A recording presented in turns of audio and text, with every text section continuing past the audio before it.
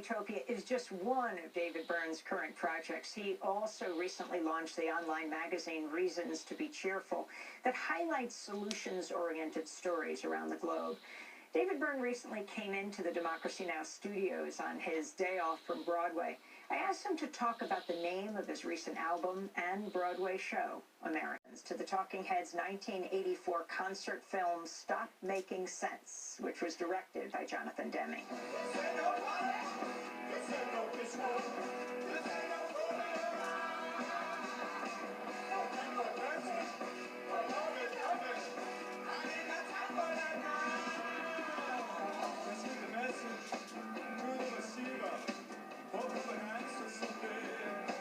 David Byrne to talk about working with Jonathan Demme on the film. He shot a performance we did, and it's kind of a document of the tour that we were doing at the time. It's like 4 nights in a row. Yeah, he shot 4 nights in a row in one place so that it could be edited together to appear to be one night. And that was kind of the tour that we were doing. The film version is a little compressed, but similar to the show that I'm doing now, it was a very simple idea, but then fairly complicated to realize it. In that one, the idea was start with a stage with nothing on it, bring everything on that, and show the audience what it takes to make a show. Bring on the lights and projectors and the wheel and the equipment and this and that, and they get to see everything assembled one by one until by about, I don't know, halfway through, everything is working, and it's like, oh, we've seen how this comes together now. It was an attempt to be really transparent. So tell us about your collaboration over the years with Byrne Eno, one of the great music producers of the last decades, how you met him and what it meant for the two of you to work together. Talking Heads worked on 3 records with Byrne Eno, and I've worked on 2 or 3 with him as well, including this most recent one. And we were introduced when we played in a small club in London. It was our first show in England, by another musician, a guy named John Cale, who was in a band called the Velvet Underground. We idolized John and Velvet Underground and Byrne Eno and the band he was in, Roxy Music. So this was like we were kind of bowled over by meeting these people that we admired very much. Similar to what I was saying about working with musicians who weren't virtuosos, Brian isn't a virtuoso musician or technician, but he has lots of ideas, and he's willing to experiment a lot in the studio and whatever. So that appealed to us. It also appealed that we could talk to him just as a friend, as a person, and it wasn't all music business talk. You could spend the whole evening together and never talk about music at all, which I thought was a good sign. You collaborated on, for example, Eisenbra.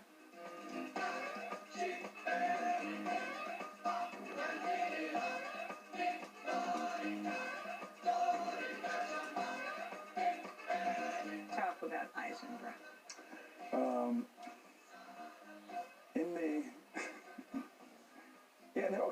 In the show that we're doing, I mentioned that Byrne Eno suggested that we use this nonsense poem by a Dada artist named Hugo Ball for the lyrics of a song that we were having trouble finding lyrics to.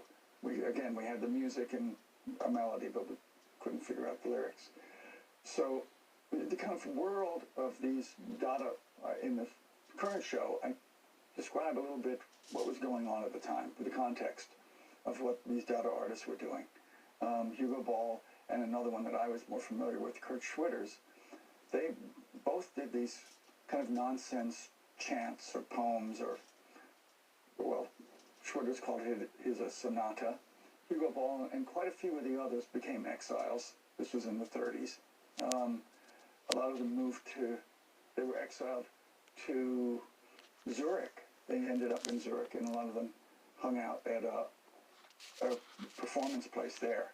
a lot of their art was performance-based, and it was called Cabaret Voltaire. So it was this community of exiles and refugees that came together, making this art movement.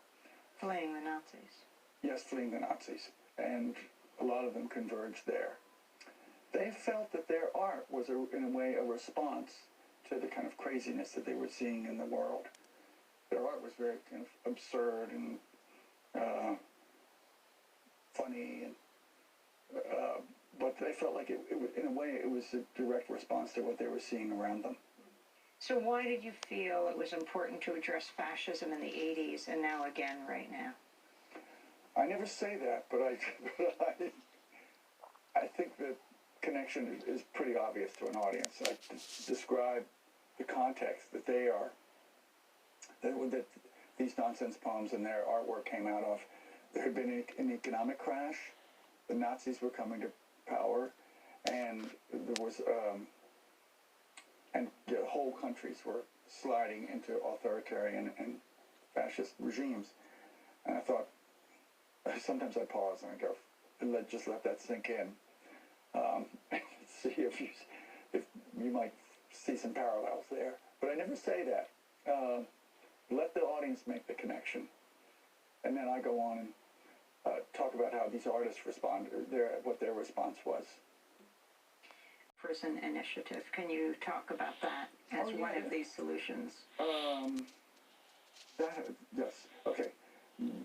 Bard College, just a little bit upstate here, started a program where inmates at some of the colleges in that area, and there's quite a few prisons in that area, can actually get degrees, full-on degrees. And they have teachers, and it works. People get the degrees. What happens is they emerge then from the prison ready to get jobs, trained, well, not just trained in making license plates or something like that, but real training. And the recidivism rate, the rate that they might get back in prison, just drops. I mean, it's like, phew.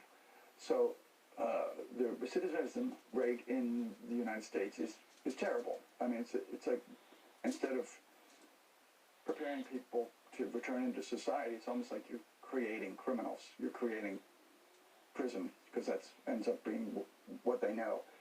This turns that around and makes people have a possible future, and it works. So other places have been adopting it. Other colleges and universities, I think Wesleyan in Pennsylvania and a few others.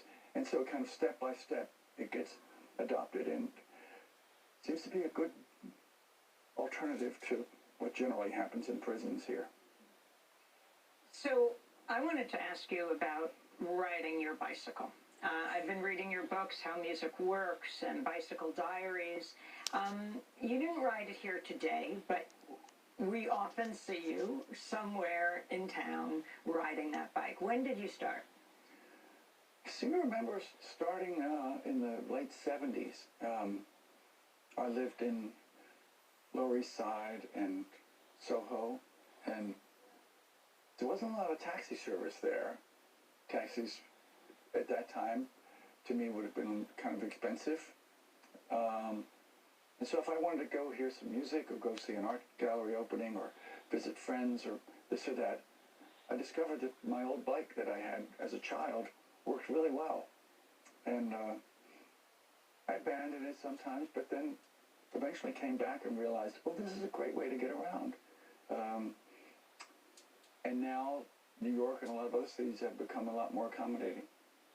There's a lot more bike lanes, and there's a whole bunch, I just announced the other day, there's a whole bunch planned to go in the next couple of years. And of course now with the whole issue of the climate catastrophe, you are leading the way.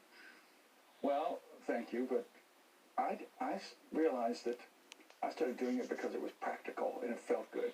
It's a really nice feeling, unless you're terrified. You're riding in the middle of traffic. But if you're in a protected bike lane or something, riding along the river, it's really a wonderful feeling. It's hard to explain, just kind of coasting and steering and the wind's blowing and all that. And I realized that feeling is what's going to convince people to do that.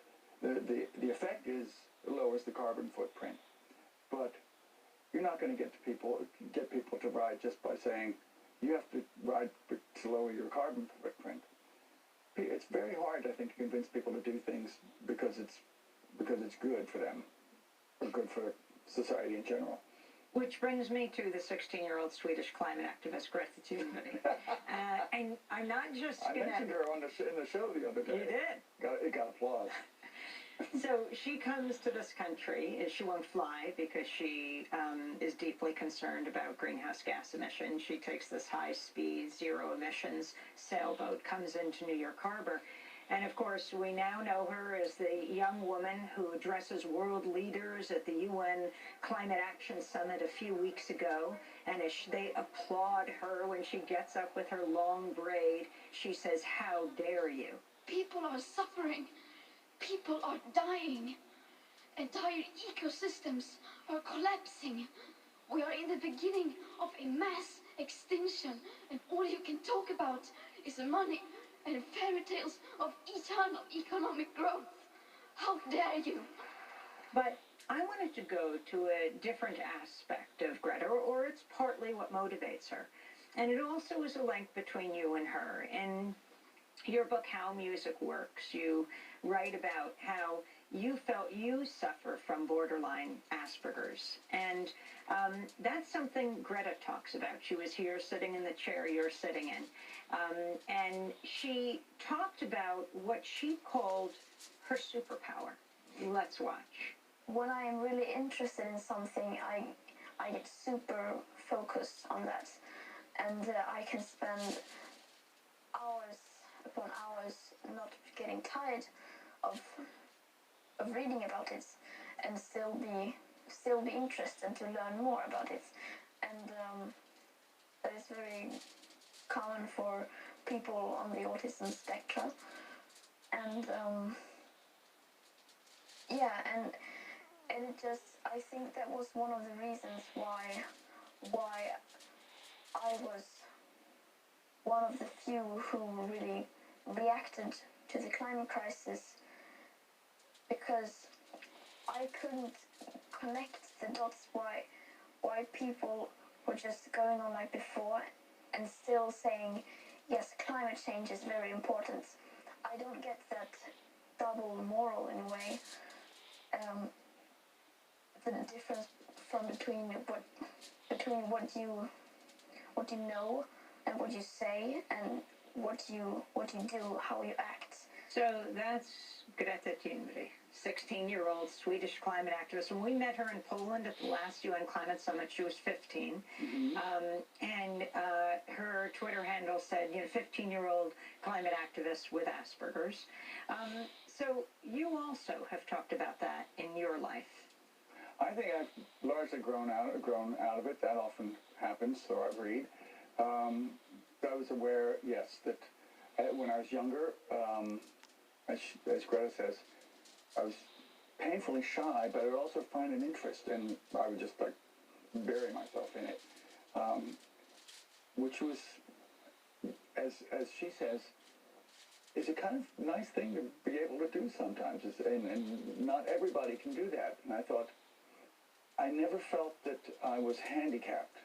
I felt that I was just different. And I felt. And where did the difference get expressed? Well, I think that the fact that I felt socially awkward, that pushed me to perform. That I could say things I wanted to say. I could announce my existence and be in front of people in a performance setting, and then I could retreat into my kind of shell after that. But I'd managed to find an outlet. David Byrne, the legendary musician, now Broadway star. When we come back, we'll talk more about his Broadway show, Americans Like Haiti. I mean, in the past, people have been gunned down when they go to the polls or even when they run, but still they do. In this country, little more than, if we're lucky, half the population who can vote votes. Yes, I allude to this, or not just allude, I kind of bring that up. The voting turnouts, especially in local elections, can be pretty dismal. So I'm trying to say, this really does make a difference.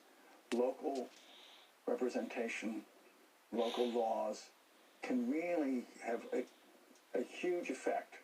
You might feel that impotent in regards to the federal government, to the larger thing, but a lot of change can happen locally, and that can kind of accumulate. So yeah, I've been pushing for that. Yes, there are countries that have mandatory voting, and if you don't vote, they take your driver's license away. I think that might. I think that's a good thing. Getting your driver's license taken away, or well, I think mandatory voting. That is kind of like, if you're going to live here, you have to participate. And what about ranked voting? Ranked voting is a system where, yes, it's ranked. You go, this is my favorite candidate. This is the second, third, fourth. So if the first one doesn't win, things kind of move around, and the end result is that the person who ends up winning, it's a more representative choice. It represents more the opinion of the voters, instead of being a person winning by one vote and that's it, and then half the voters feel like that was not what I wanted. In that system, there's much less wasted votes. Wasted as in my vote didn't move the needle at all. It's a system where everybody's vote does move the needle a little bit. I wanted to get back to American Utopia. There is just an incredibly powerful moment in this show where you are singing someone else's song, giving, of course, her full credit. And I wanted to turn to her, Janelle Monáe, when she performed at the Women's March the day after President Trump was inaugurated. Everybody, put those hands in the air and sing with us. Hear you talk about, hear you talk about, hear you talk about, hear you talk about, hear you talk about, hear you talk about. Janisha Bonneville. Hear you talk about, hear you talk about, hear you talk about, hear you talk about. Remember, Janisha Bonneville, Janisha Bonneville, Janisha Bonneville, Janisha Bonneville, Santa Blanche, Santa Blanche, Santa Blanche, Santa Blanche,